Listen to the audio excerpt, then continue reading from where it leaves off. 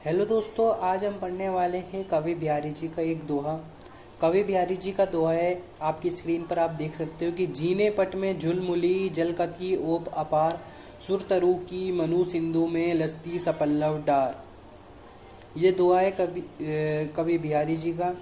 तो इस दोहे में जो शब्द आए हैं उनके बारे में मैं आपको बताना चाहता हूँ कि पहला शब्द है जीने पट। जीने पट यानी महीन वस्त्र।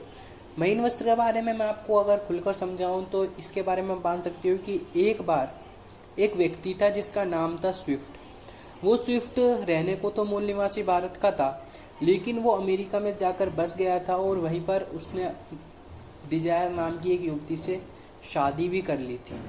अब जब स्विफ्ट और डिजायर दोनों छुट्टियों में अपने पैतृक गांव भारत आए तो उन्होंने वहाँ पर जो स्विफ्ट के जो पिता थे तो उन्होंने स्विफ्ट को बुला के कहा कि अपनी पत्नी को समझाओ कि वो क्या करे, घूंघट करे। और जब स्विफ्ट अपनी पत्नी के पास गया और उससे घूंघट करने की बात की तो उसकी पत्नी डिजायर ने साफ मना कर दिया, क्योंकि वो जो डिजायर थी वो आधुनिक विचारधारा की ही युवती थी।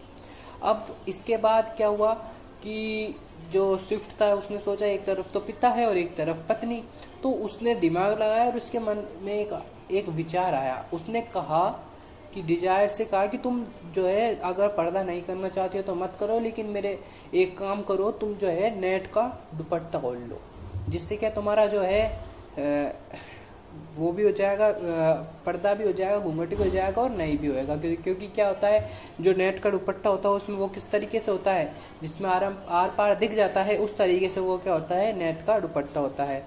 तो यहाँ पर मैंने महीन वस्त्र का मतलब ही वो नेट का दुपट्टा की तरह के इस्तेमाल किया जा सकता है कि वो क्या होता है जिसमें से आर पार दिख जाता है। और यहाँ पर एक आया है सपल्लव डर, यानी कि कल्प वृक्ष। कल्प वृक्ष क्या होता है कि जब समुद्र का उत्थान हुआ था तो 7 ऐसे अनेक रत्न निकले थे और उन 7 रत्नों में से एक रत्न था कल्प वृक्ष।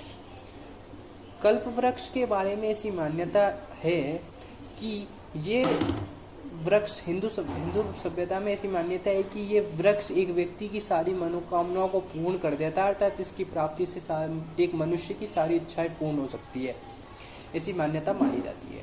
तो कल्प वृक्ष के बारे में आपको पता लग गया। तो अब हम इसका क्या करने वाले हैं, अर्थ करने वाले हैं।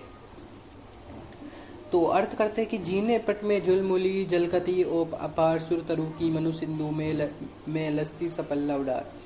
तो यहाँ पर एक नायिका के बारे में कवि बिहारी जी ने वर्णन किया है कि जो नायिका के महीन वस्त्र में से वो कान का आभूषण दिखाई दे रहा है। वो कान का आभूषण ऐसा दिखाई दे रहा है कि मानो सुर तरु की मनु सिंधु में लस्ती सपल्लव डार, की मानो समुद्र में कल्पवृक्ष की डाल दिखाई दे रही हो। अब कवि बिहारी जो थे गागर में सागर बनने वाले कवि थे और वो अपने एक छोटे से दोहे में बहुत बड़ी बात कह दिया करते थे।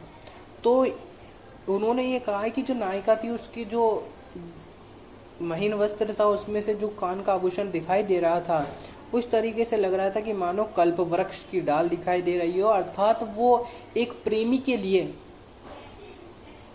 उसकी सारी अभिलाषाओं को पूर्ण करने वाला प्रतीत हो रहा था वो कान का आभूषण। अर्थात वो कान का आभूषण जो महीन वस्त्र में से दिखाई दे रहा था वो एक प्रेमी की सारी आशा और अभिलाषाओं को पूर्ण करने वाला था। तो ये हुआ इसका अर्थ, और मैं आशा करता हूँ कि आपको समझ में आ गया होगा। धन्यवाद।